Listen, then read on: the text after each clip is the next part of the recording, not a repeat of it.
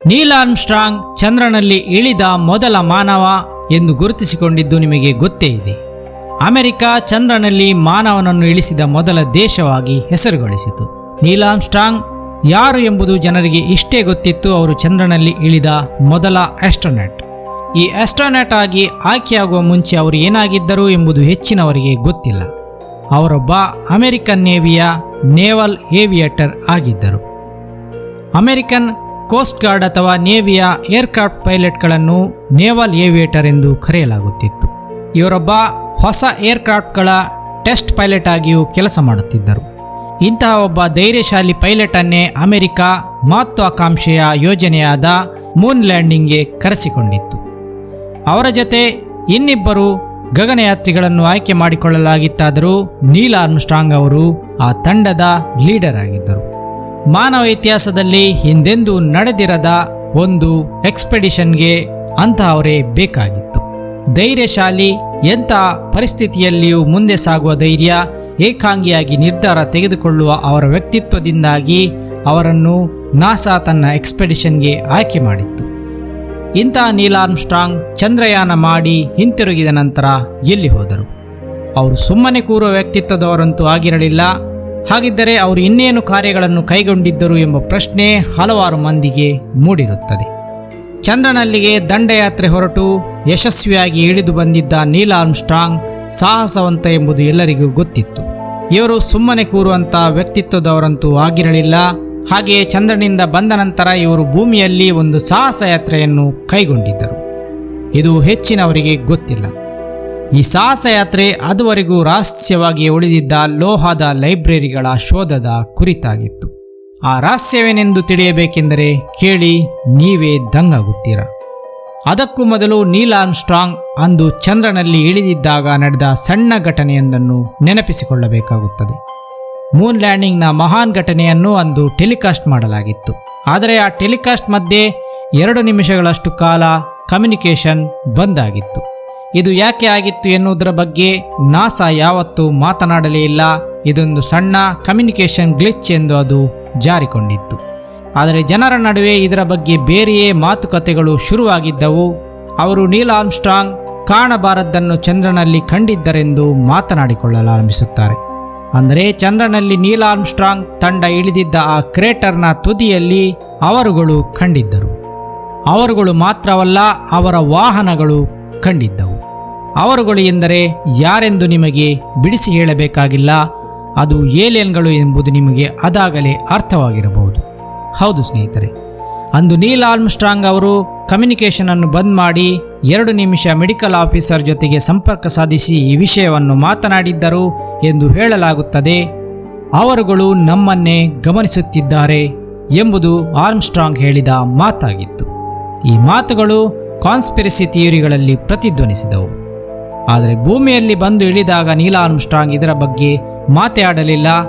NASA ಆಗಲಿ ಅದರ ಸಿಬ್ಬಂದಿಗಳಾಗಲಿ ಅಂಥದ್ದೇನು ನಡೆದೇ ಇಲ್ಲ ಎಂದು ಹೇಳಿದ್ದರು. ಆದರೆ ಆರ್ಮ್ಸ್ಟ್ರಾಂಗ್ ಅವರಿಗೆ ಅಂದು ಏಲಿಯನ್ಗಳು ಎದುರಾಗಿದ್ದರು, ಅವರ ಜೊತೆಗೆ ಕಮ್ಯುನಿಕೇಟ್ ನಡೆಸಿದ್ದರು ಎಂಬುದು ಒಂದು ಪಂಗಡದ ವಾದವಾಗಿತ್ತು. ಇದು ನಿಜವೋ ಸುಳ್ಳೋ ಎಂದು ಆರ್ಮ್ಸ್ಟ್ರಾಂಗ್ ಅವರೇ ಹೇಳಬೇಕಿತ್ತು. ಆದರೆ ಆರ್ಮ್ಸ್ಟ್ರಾಂಗ್ ಇದರ ಬಗ್ಗೆ ಯಾವತ್ತೂ ಮಾತನಾಡಲೇ ಇಲ್ಲ. ಆದರೆ ಕೆಲ ಸಮಯದ ನಂತರ ಆರ್ಮ್ಸ್ಟ್ರಾಂಗ್ ತೆಗೆದುಕೊಂಡ ಒಂದು ನಿರ್ಧಾರ ಆ ಕಾನ್ಸ್ಪಿರಸಿ ಥಿಯರಿಗೆ ಮತ್ತಷ್ಟು ಬಲ ನೀಡಿತ್ತು. ಸ್ನೇಹಿತರೆ, ಆರ್ಮ್ಸ್ಟ್ರಾಂಗ್ ಅವರು 1976ರಲ್ಲಿ ಗುಹೆಯೊಂದರ ಅನ್ವೇಷಣೆಯ ಸಾಹಸ ಯಾತ್ರೆಯನ್ನು ಕೈಗೊಳ್ಳುತ್ತಾರೆ. ಈ ಗುಹೆ ಇರುವುದು ಯಾವುದೋ ಗ್ರಹದಲ್ಲಿ ಅಲ್ಲ, ಭೂಮಿಯಲ್ಲಿ. ದಕ್ಷಿಣ ಅಮೆರಿಕಾದ ದಟ್ಟ ಕಾಡುಗಳಲ್ಲಿ ಇರುವ ಆಂಡೀಸ್ ಪರ್ವತ ಶ್ರೇಣಿಯಲ್ಲಿ ಆ ಗುಹೆ ಇದೆ. ಈಕ್ವೆಡಾರ್ನ ಮೊರೆನೋ ಸ್ಯಾಂಟಿಯಾಗೋ ಪ್ರಾಂತ್ಯದಲ್ಲಿ ಕಂಡುಬರುವ ಈ ಗುಹೆಯ ಹೆಸರೇ ಕ್ವಾವಾ ಡೆ ಲಾಸ್ ಟಾಯೋಸ್. ಆಯಿಲ್ ಬರ್ಡ್ಸ್ ಎಂಬ ಹಕ್ಕಿಗಳು ಕಂಡುಬರುವ ಗುಹೆಯಾದ್ದರಿಂದ ಇದನ್ನು ಕೇವ್ ಆಫ್ ಆಯಿಲ್ ಬರ್ಡ್ಸ್ ಎಂದು ಕರೆಯಲಾಗಿದೆ. ಸ್ಪ್ಯಾನಿಷ್ನಲ್ಲಿ ಇದನ್ನು ಕ್ವಾವಾ ಡೆ ಲಾಸ್ ಟಾಯೋಸ್ ಎನ್ನಲಾಗುತ್ತದೆ. ಆಯಿಲ್ ಬರ್ಡ್ಸ್ಗಳಿಗೆ ಸ್ಪ್ಯಾನಿಷ್ನಲ್ಲಿ ಟಾಯೋಸ್ ಎಂದು ಕರೆಯಲಾಗುತ್ತದೆ. ಸ್ನೇಹಿತರೆ, ಈಗ ಈ ಗುಹೆಯನ್ನು ಎಕ್ಸ್ಪ್ಲೋರ್ ಮಾಡುವ ಅಗತ್ಯವೇನಿತ್ತು ಎಂದು ನೋಡುವುದು ನಮಗೆ ಮುಖ್ಯವಾಗುತ್ತದೆ. ಈ ಗುಹೆ ಸಮುದ್ರ ಮಟ್ಟದಿಂದ 539 ಮೀಟರ್ಗಳಷ್ಟು ಎತ್ತರದಲ್ಲಿದೆ. ಅಮೆಜಾನ್ನ ದಟ್ಟ ಕಾಡಿನಲ್ಲಿರುವ ಈ ಗುಹೆಯನ್ನು ತಲುಪಲು ಅಷ್ಟು ಸುಲಭವಿಲ್ಲ. ತುಂಬ ದುರ್ಗಮ ದಾರಿಯಲ್ಲಿ ಸಾಗಬೇಕು. ನದಿಗಳನ್ನು ದಾಟಬೇಕು. ಇಲ್ಲಿ ಸ್ಯಾಂಟಿಯಾಗೋ ಮತ್ತು ಕಾಂಗೋ ಎಂಬ 2 ನದಿಗಳು ಸಿಗುತ್ತವೆ. ಅಷ್ಟಕ್ಕೂ ಈ ಗುಹೆಯನ್ನು ಹುಡುಕಲು ಕಾರಣವೇನೆಂದರೆ ಅಲ್ಲೊಂದು ಲೋಹದ ಪುಸ್ತಕಗಳ ಲೈಬ್ರರಿ ಇದೆ ಎನ್ನುವುದೇ ಆಗಿತ್ತು. ಲೋಹದ ಪುಸ್ತಕಗಳಲ್ಲಿ ಪ್ರತಿಯೊಂದು ಪುಟವು ಚಿನ್ನದಿಂದ ಮಾಡಿದ್ದಾಗಿದ್ದು ಅದರಲ್ಲಿ ಮಾನವ ಕುಲದ ಹುಟ್ಟಿನ ಬಗ್ಗೆ, ಭೂಮಿಯಲ್ಲಿ ಮಾನವನ ವಿಕಾಸದ ಬಗ್ಗೆ ಬರೆಯಲಾಗಿದೆ ಎನ್ನಲಾಗುತ್ತದೆ. ಆ ಪುಸ್ತಕಗಳಲ್ಲಿ ಪಿರಮಿಡ್ಗಳ ರಚನೆಯ ರಹಸ್ಯಗಳು ಅಡಗಿವೆ ಎನ್ನಲಾಗುತ್ತದೆ.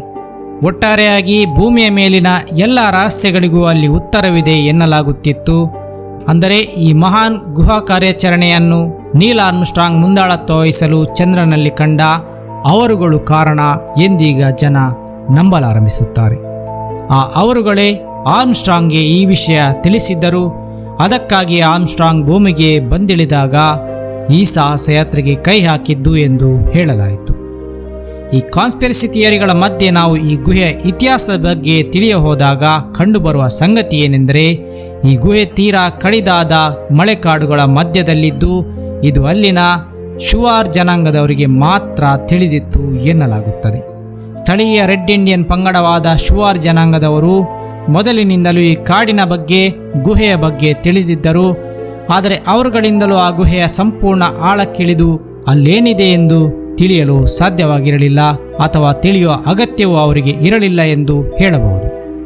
ನಾವು ಮುಖ್ಯವಾಗಿ ಆಧುನಿಕ ಯುಗದಲ್ಲಿ ಗಮನಿಸುವ ಹ್ಯೂಮನ್ ಬಿಹೇವಿಯರ್ನ ಒಂದು ಲಕ್ಷಣವೆಂದರೆ ಚಿನ್ನದ ಹಿಂದೆ ಬೀಳುವುದು. ಎಲ್ಡೊರಾಡೋದ ಹಿಂದೆ ಬಿದ್ದವರ ಕಥೆಯನ್ನು ನಾವು ಎಪಿಸೋಡ್ಗಳಲ್ಲಿ ನಿಮ್ಮ ಮುಂದೆ ಇಟ್ಟಿದ್ದೆವು. ಇದು ಅದೇ ರೀತಿಯ ಒಂದು ಚಿನ್ನದ ಹುಡುಕಾಟವೇ ಆಗಿದೆ. ಆದರೆ ಇಲ್ಲಿ ಚಿನ್ನದ ಪುಸ್ತಕಗಳಲ್ಲಿ ರಹಸ್ಯಮಯ ವಿಷಯಗಳು ದಾಖಲಾಗಿವೆ ಎಂದು ಹೇಳುವುದು ಮಾತ್ರ ಒಂದು ವ್ಯತ್ಯಾಸ. ಹಾಗಿದ್ದರೆ ಈ ವಿಷಯ ಹೇಗೆ ಗೊತ್ತಾಯಿತು ಎಂದು ನೀವು ಕೇಳಬಹುದು. ಜಾನೋಸ್ ಜುವಾನ್ ಮೋರಿಕ್ಸ್ ಎಂಬ ಹಂಗೇರಿಯ ಎಕ್ಸ್ಪ್ಲೋರರ್ ಒಬ್ಬ ಹೇಳುವಂತೆ ದಕ್ಷಿಣ ಅಮೆರಿಕಾದ ದಟ್ಟ ಕಾಡುಗಳಲ್ಲಿ ವಾಸವಾಗಿದ್ದ ಮಾಗ್ಯಾರ್ ಎಂಬ ಪಂಗಡ ಹೊಂದಿತ್ತಂತೆ. ಆ ಪಂಗಡದವರು ಯುರೋಪ್ನಿಂದ ಬಂದವರಾಗಿದ್ದು ಅಮೆರಿಕಾದಲ್ಲಿ ಮಾನವ ಜನಾಂಗ ಸ್ಥಾಪನೆಯಾಗಲು ಕಾರಣರಾಗಿದ್ದರು. ಆತ ಆ ಜನಗಳ ಅಸ್ತಿತ್ವವನ್ನು ಹುಡುಕುತ್ತಾ ದಟ್ಟ ಕಾಡುಗಳ ನಡುವೆ ಇದ್ದ ಆ ಲೈಬ್ರರಿಯನ್ನು ಕಂಡಿದ್ದನಂತೆ. ಆತನೇ ವರ್ಣಿಸಿದಂತೆ ಅಲ್ಲಿ ಚಿನ್ನದ ಪುಟಗಳಲ್ಲಿ ಅಚ್ಚೊತ್ತಿದ್ದಂಥ ಪುಸ್ತಕಗಳಿದ್ದವಂತೆ. ಸಾವಿರಾರು ವರ್ಷಗಳ ಹಿಂದೆಯೇ ಅಲ್ಲಿ ಮಾನವರ ನಾಗರಿಕತೆ ಉತ್ತುಂಗಕ್ಕೆ ಏರಿತ್ತು. ಅವರುಗಳು ನಮಗಾಗಿ ಬಿಟ್ಟು ಹೋದ ಸಂಪತ್ತು ಅದೆಂದು ಆತ ಹೇಳಿದ್ದ. ಅಲ್ಲಿಗೆ ಆತ ತಲುಪಿದ್ದಾಗ ಅಲ್ಲಿ 4 ಏಲಿಯನ್ಗಳು ಆತನನ್ನು ಟೆಲಿಪತಿಯ ಮೂಲಕ ಸಂಪರ್ಕಿಸಿ ಆತನ ಬುದ್ಧಿವಂತಿಕೆಯನ್ನು ಮೆಚ್ಚಿದ್ದವಂತೆ. ಇದು 60ರ ದಶಕದಲ್ಲಿ ನಡೆದಿತ್ತು ಎಂದು ಆತ ಬರೆದುಕೊಂಡಿದ್ದ. ನಂತರ ಬರುವ ಹೆಸರೇ ಕ್ಯಾಪ್ಟನ್ ಪೆಟ್ರೋನಿಯೋ ಜಾರಮಿಲ್ಲೋ ಅಬಾರ್ಕಾ. ಈತ ಹೇಳುವಂತೆ ಬಾಲ್ಯದಲ್ಲಿ ಈತನ ತಂದೆ ಮತ್ತು ತಂದೆಯ ಒಬ್ಬ ಶುವಾರ್ ಜನಾಂಗದ ಗೆಳೆಯ ಸೇರಿ ಗೋಲ್ಡನ್ ಲೈಬ್ರರಿಯನ್ನು ಆತನಿಗೆ ತೋರಿಸಿದ್ದರಂತೆ. ಜಾರಮಿಲ್ಲೋ ವರ್ಣಿಸುವಂತೆ ಅಲ್ಲಿ ಕಲ್ಲಿನಿಂದ ಕೆತ್ತಿದ ಪ್ರಾಣಿಗಳ ವಿಗ್ರಹಗಳಿವೆಯಂತೆ. ಕ್ರಿಸ್ಟಲ್ನಿಂದ ಮಾಡಲ್ಪಟ್ಟ ಶವಪೆಟ್ಟಿಗೆ, ಅದರೊಳಗೆ 9 ಫೀಟ್ ಎತ್ತರವಿದ್ದ ಮಾನವರ ಅಸ್ಥಿಪಂಜರಗಳು ಇವೆಯಂತೆ. ಜಾರಮಿಲ್ಲೋ ಹೇಳುವಂತೆ ಅಲ್ಲಿ ಹಳದಿ ಲೋಹದಿಂದ ಮಾಡಲ್ಪಟ್ಟ ಕಪಾಟುಗಳು ಇದ್ದುವಂತೆ. ಆ ಕಪಾಟುಗಳಲ್ಲಿ ಬೃಹತ್ ಪುಸ್ತಕಗಳನ್ನು ಇಡಲಾಗಿತ್ತು. ಆ ಪುಸ್ತಕಗಳೆಲ್ಲವೂ ಕೂಡ ಚಿನ್ನದಿಂದ ಮಾಡಲ್ಪಟ್ಟವು ಎಂದು ಆತ ಹೇಳುತ್ತಾನೆ. ಸ್ನೇಹಿತರೆ, ಮೋರ್ಮೋನ್ ಎನ್ನುವ ಒಂದು ಧಾರ್ಮಿಕ ಪಂಗಡ ಅಸ್ತಿತ್ವದಲ್ಲಿದೆ. ಅವರ ಧರ್ಮಗುರು ಆಗಿದ್ದ ಜೋಸೆಫ್ ಸ್ಮಿತ್ ಎಂಬಾತ ಗೋಲ್ಡನ್ ಪ್ಲೇಟ್ಗಳ ಬಗ್ಗೆ ಉಲ್ಲೇಖ ಮಾಡಿದ್ದ. ಈ ಮೋರ್ಮೋನ್ ಪಂಗಡದವರು ಈ ಗೋಲ್ಡನ್ ಪ್ಲೇಟ್ಗಳು ಮೋರಿಕ್ಸ್ ಹೇಳಿದ್ದ ಗೋಲ್ಡನ್ ಲೈಬ್ರರಿಯದ್ದೇ ಆಗಿರಬೇಕೆಂದು ತಿಳಿದು 1968ರಲ್ಲಿ ಒಂದು ಸಾಹಸ ಯಾತ್ರೆಯನ್ನು ಕೈಗೊಳ್ಳುತ್ತಾರೆ. ಆದರೆ ಅವರಿಗೆ ಆ ಗೋಲ್ಡನ್ ಲೈಬ್ರರಿ ಸಿಗುವುದೇ ಇಲ್ಲ.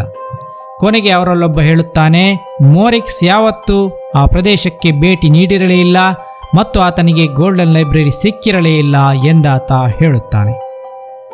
ಮುಂದೆ 1970ರಲ್ಲಿ ಪೀನೋ ಟಿರೊಲ್ಲಾ ಬರೆದ ಬಿಯಾಂಡ್ ದ ಆಂಡಿಸ್ ಪುಸ್ತಕ, ಹಾಗೆಯೇ 1973ರಲ್ಲಿ ಎರಿಕ್ ವಾನ್ ಡೆನಿಕನ್ ಬರೆದ ಗೋಲ್ಡ್ ಆಫ್ ದ ಗಾಡ್ಸ್ ಮತ್ತು ಚಾರಿಯಟ್ಸ್ ಆಫ್ ದ ಗಾಡ್ಸ್ ಎಂಬ ಪುಸ್ತಕಗಳು ಈ ಗೋಲ್ಡನ್ ಲೈಬ್ರರಿಯ ಬಗ್ಗೆ ಮತ್ತಷ್ಟು ಕ್ರೇಜ್ ಅನ್ನು ಹೆಚ್ಚಿಸಿದ್ದವು. ಇವೆಲ್ಲವುಗಳಿಂದ ಸಂಕ್ಷೇಪವಾಗಿ ತಿಳಿದು ಬಂದಿದ್ದೇನೆಂದರೆ, ಅಳಿದು ಹೋದ ನಾಗರಿಕತೆಯೊಂದು ದಕ್ಷಿಣ ಅಮೆರಿಕಾದ ಆಂಡಿಸ್ ಪರ್ವತ ಶ್ರೇಣಿಗಳಲ್ಲಿ ವಾಸಿಸುತ್ತಿತ್ತು. ಅವರುಗಳು ಅಳಿಯುವ ಮುಂಚೆ ಏಲಿಯನ್ಗಳ ಜೊತೆ ಸೇರಿ ತಮ್ಮ ಅಮೂಲ್ಯ ಜ್ಞಾನ ಭಂಡಾರವನ್ನು ಉಳಿಸಲು ದಟ್ಟವಾದ ಕಾಡಿನ ಗರ್ಭದಲ್ಲಿ ಕಡಿದಾದ ಬೆಟ್ಟಗಳ ತಪ್ಪಲಿನಲ್ಲಿ ಸುರಂಗಗಳನ್ನು ಕೊರೆದು ಅಲ್ಲಿ ಅವುಗಳನ್ನು ಪುಸ್ತಕಗಳ ರೂಪದಲ್ಲಿ ಸಂಗ್ರಹಿಸಿಟ್ಟಿದ್ದರು ಎಂದು ರೂಮರ್ ಹಬ್ಬಿಬಿಟ್ಟಿತ್ತು. ಇಲ್ಲಿ ಹಿಂದಿನ ಕಾಲದ ನಾಗರಿಕತೆಗಳು ಅಸಾಮಾನ್ಯ ರಚನೆಗಳನ್ನು, ಅಸಾಮಾನ್ಯ ಕಾರ್ಯಗಳನ್ನು ಮಾಡಿದಾಗ ಅದರ ಹಿಂದೆ ಏಲಿಯನ್ಗಳೇ ಕಾರಣವೆಂದು ಹೇಳುವ ಮಾತುಗಳು ಇಲ್ಲೂ ಸಾಮಾನ್ಯವೆಂಬಂತೆ ಕಂಡುಬಂದಿತ್ತು. ಮುಂದೆ 1976ರಲ್ಲಿ ಮತ್ತೊಂದು ಸಾಹಸಯಾತ್ರೆಯನ್ನು ಕೈಗೊಂಡು ಈ ಗೋಲ್ಡನ್ ಲೈಬ್ರರಿಯನ್ನು ಹುಡುಕಲೇಬೇಕೆಂದು ಹೊರಡಲಾಯಿತು. ಈ ಸಾಹಸಯಾತ್ರೆಯ ನೇತೃತ್ವ ವಹಿಸಿದವರೇ ನೀಲ್ ಆರ್ಮ್ಸ್ಟ್ರಾಂಗ್.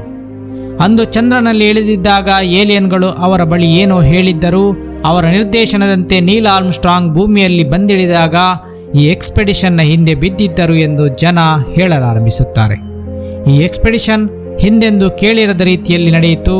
ಯಾಕೆಂದರೆ ಇಲ್ಲಿ 100ಕ್ಕೂ ಅಧಿಕ ಜನರನ್ನು ಸೇರಿಸಿಕೊಳ್ಳಲಾಗಿತ್ತು. ಇದರಲ್ಲಿ ಬೇರೆ ಬೇರೆ ವೃತ್ತಿಗಳಲ್ಲಿ ನಿರತರನ್ನು ಸೇರಿಸಿಕೊಳ್ಳಲಾಗಿತ್ತು. ಬ್ರಿಟನ್ ಮತ್ತು ಈಕ್ವೆಡಾರ್ನ ಮಿಲಿಟರಿಯು ಇದರಲ್ಲಿ ಸೇರಿಕೊಂಡಿತ್ತು. ಈ ಇಡೀ ಎಕ್ಸ್ಪೆಡಿಷನನ್ನು ಬ್ರಿಟನ್ ಮತ್ತು ಈಕ್ವೆಡಾರ್ ಸರ್ಕಾರಗಳು ಸೇರಿ ಪ್ರಾಯೋಜಿಸಿದ್ದವು. ಬ್ರಿಟನ್ನ 8 ಜನ ಕೇವ್ ಎಕ್ಸ್ಪರ್ಟ್ಗಳನ್ನು ಕರೆದುಕೊಂಡು ಹೋಗಲಾಗಿತ್ತು. ಜೊತೆಗೆ ಶುವಾರ್ ಜನಾಂಗದ ಸ್ಥಳೀಯರನ್ನು ಹಾಕಿಕೊಂಡು ಮುನ್ನಡೆಯಲಾಗಿತ್ತು. ಆದರೆ ಆ ತಂಡಕ್ಕೆ ಎಷ್ಟೇ ಮುಂದುವರಿದರೂ ಗೋಲ್ಡನ್ ಲೈಬ್ರರಿ ಸಿಗಲೇ ಇಲ್ಲ. ವಾನ್ ಡೆನಿಕನ್ ಮತ್ತು ಮೋರಿಕ್ಸ್ ಅವರುಗಳು ಹೇಳಿದ ವಿವರಗಳು ಅಲ್ಲಿ ಅವರಿಗೆ ಕಾಣಿಸಲೇ ಇಲ್ಲ. ಕೆಲವೊಂದು ಸಣ್ಣ ಪುಟ್ಟ ಸಾಮ್ಯತೆಗಳು ಬಿಟ್ಟರೆ ಅವರುಗಳು ಹೇಳಿದಂಥ ವಿವರಣೆಗಳು ಅವರಿಗೆ ಅಲ್ಲಿ ಸಿಗಲೇ ಇಲ್ಲ. 3500 ವರ್ಷಗಳಷ್ಟು ಹಳೆಯ ಸಮಾಧಿ ಸ್ಥಳವನ್ನು ಮಾತ್ರ ಅವರಿಗೆ ಅಲ್ಲಿ ಕಾಣಸಿಕ್ಕಿತ್ತು. ಈ ಸಾಹಸಯಾತ್ರೆಯನ್ನು ಆಯೋಜಿಸಿದವನು ಸ್ಕಾಟ್ಲೆಂಡ್ನ ಸ್ಟ್ಯಾನ್ ಹಾಲ್. ಈತ ನಮಗೆ ಗೋಲ್ಡನ್ ಲೈಬ್ರರಿ ಸಿಕ್ಕಿಲ್ಲವೆಂದು ಹೇಳುತ್ತಾನೆ. ಆದರೆ ಗೋಲ್ಡನ್ ಲೈಬ್ರರಿ ಎನ್ನುವುದು ಇಲ್ಲವೇ ಇಲ್ಲ ಎಂದು ಒಪ್ಪಿಕೊಳ್ಳಲು ಆತ ಮಾತ್ರ ತಯಾರಿರಲಿಲ್ಲ. ಗೋಲ್ಡನ್ ಲೈಬ್ರರಿ ಖಂಡಿತ ಇದೆ ಎನ್ನುವಂತಹ ಕುರುಹುಗಳು ನಮಗಲ್ಲಿ ದೊರೆತವು. ಆದರೆ ಅದನ್ನು ಕಂಡುಹಿಡಿಯಲು ನಮ್ಮಿಂದ ಮಾತ್ರ ಸಾಧ್ಯವಾಗದೆ ನಾವು ವಾಪಸ್ಸು ಬರಬೇಕಾಯಿತು ಎಂದಾತ ಹೇಳುತ್ತಾನೆ. ಆತ ಒಂದಲ್ಲ 2 ಗೋಲ್ಡನ್ ಲೈಬ್ರರಿಗಳು ಅಸ್ತಿತ್ವದಲ್ಲಿದೆ ಎಂದು ಹೇಳುತ್ತಾನೆ. ಇದಕ್ಕೆ ಪೂರಕವೆಂಬಂತೆ ಈ ಟೀಮ್ನಲ್ಲಿ ಲೀಡ್ ರಿಸರ್ಚರ್ ಆಗಿದ್ದ ಒಬ್ಬ ಹೇಳುತ್ತಾನೆ, ನಾವು ತಪ್ಪಾದ ಗುಹೆಯನ್ನು ತಲುಪಿದ್ದೆವು. ಗೋಲ್ಡನ್ ಲೈಬ್ರರಿ ಇದ್ದುದು ಬೇರೊಂದು ಗುಹೆಯಲ್ಲಾಗಿತ್ತು. ಆ ಗುಹೆ ರಹಸ್ಯವಾಗಿಯೇ ಉಳಿದು ಹೋಯಿತು ಎಂದಾತ ಹೇಳುತ್ತಾನೆ. ಇವೆಲ್ಲದರ ಮಧ್ಯೆ ಈ ವಾಪಸ್ಸು ಬಂದ ತಂಡದಲ್ಲಿದ್ದ ನೀಲ್ ಆರ್ಮ್ಸ್ಟ್ರಾಂಗ್ ಅವರು ಯಾವುದೇ ಹೇಳಿಕೆಗಳನ್ನು ನೀಡದೆ ಮಾಧ್ಯಮಗಳಿಂದ ದೂರವೇ ಉಳಿದರು. ಸ್ನೇಹಿತರೆ, ಇದಾದ ನಂತರ 50ರ ದಶಕದಿಂದ ಕೇಳಿಬರುತ್ತಿದ್ದ ಆ ಗೋಲ್ಡನ್ ಲೈಬ್ರರಿ ಒಂದು ಮರೀಚಿಕೆಯಾಗಿಯೇ ಉಳಿದು ಹೋಯಿತು. ಮುಂದೆ 2006ರಲ್ಲಿ ಮತ್ತೊಮ್ಮೆ ಈ ಗೋಲ್ಡನ್ ಲೈಬ್ರರಿ ವಿದ್ಯಮಾನ ಗಮನಕ್ಕೆ ಬರುತ್ತದೆ. ಅರ್ಜೆಂಟೀನಾದ ಎಕ್ಸ್ಪ್ಲೋರರ್ ಮತ್ತು ಫಿಲ್ಮ್ ಮೇಕರ್ ಆಗಿದ್ದ ಅಲೆಕ್ಸ್ ಚಿಯನಟ್ಟಿ ಎಂಬಾತ ತಂಡ ಕಟ್ಟಿಕೊಂಡು 2006ರಿಂದ 2009ರವರೆಗೆ ಹಲವಾರು ಎಕ್ಸ್ಪೆಡಿಷನ್ಗಳನ್ನು ಆ ಆಂಡೀಸ್ ಪರ್ವತ ಶ್ರೇಣಿಗಳಲ್ಲಿ ನಡೆಸುತ್ತಾನೆ. ಆತ ಮುಖ್ಯ ಗುಹೆಯ ಆಳಕ್ಕೆ ಹೋದರೂ ಅಲ್ಲಿ ಅವನಿಗೇನು ಕಾಣಸಿಗುವುದಿಲ್ಲ. ಆತ ಗೋಡೆಗಳಲ್ಲಿ ಚಿನ್ನದ ಲೇಪನಗಳು ಹೊಳಪು ಕಳೆದುಕೊಂಡಿದ್ದನ್ನು ಕಾಣುತ್ತಾನೆ. ಹಿಸ್ಟರಿ ಚಾನೆಲ್ನ ಏನ್ಷಂಟ್ ಏಲಿಯನ್ಸ್ನ ಸರಣಿಯಲ್ಲೂ ಈತನ ಎಕ್ಸ್ಪೆಡಿಷನ್ಗಳನ್ನು ತೋರಿಸಲಾಗಿತ್ತು. 2018ರಲ್ಲಿ ಮತ್ತೊಮ್ಮೆ ಟಿವಿಯಲ್ಲಿ ಎಕ್ಸ್ಪೆಡಿಷನ್ ಅನ್ನೋನ್ ಕಾರ್ಯಕ್ರಮದಲ್ಲಿಯೂ ಈ ಗೋಲ್ಡನ್ ಲೈಬ್ರರಿಯ ಅನ್ವೇಷಣೆಯನ್ನು ತೋರಿಸಲಾಗಿತ್ತು. ಸ್ನೇಹಿತರೆ, ಕೊನೆಗೂ ಆ ಗೋಲ್ಡನ್ ಲೈಬ್ರರಿ ಸಿಗಲೇ ಇಲ್ಲ. ಹುಡುಕಿಕೊಂಡು ಹೋದವರೆಲ್ಲರೂ ಬರಿಗೈಯಲ್ಲೇ ವಾಪಸ್ಸಾಗಿದ್ದಾರೆ. ಅದೊಂದು ಯಾರಿಗೂ ಸಿಲುಕದ ಮರೀಚಿಕೆಯಾಗಿರಬಹುದೇ ಅಥವಾ ಅದಿರುವುದೇ ಸುಳ್ಳೆ? ಅದು ಕೇವಲ ಒಂದು ಕಟ್ಟುಕತೆಯಾಗಿರಬಹುದೇ? ನೀಲ್ ಆರ್ಮ್ಸ್ಟ್ರಾಂಗ್ ಚಂದ್ರನಲ್ಲಿ ಕೇಳಿಕೊಂಡ ಸಂದೇಶವೇನೆಂದು ಹೇಳಲೇ ಇಲ್ಲ. ಭೂಮಿಯಲ್ಲಿ ನಡೆಸಿದ ಈ ಸಾಹಸಯಾತ್ರೆಯಲ್ಲಿ ಪಾಲ್ಗೊಂಡರೂ ಕೂಡ ಇಲ್ಲೂ ಅವರು ಅದರ ಬಗ್ಗೆ ಮಾತನಾಡಲೇ ಇಲ್ಲ. ಇವೆಲ್ಲದರ ಹಿಂದೆ ಅಡಗಿರುವ ರಹಸ್ಯವಾದರೂ ಏನಿರಬಹುದು? ಆ ಗೋಲ್ಡನ್ ಲೈಬ್ರರಿ ಎನ್ನುವುದು ಎಲ್ ಟೊರೆಡಾದ ರೀತಿಯಲ್ಲಿಯೇ ಕೊನೆಗೂ ಯಾರಿಗೂ ಸಿಗದೆ ಹೋಯಿತು. ಕೊನೆಗೂ ಅದೊಂದು ರಹಸ್ಯವಾಗಿ ಉಳಿದು ಹೋಯಿತು.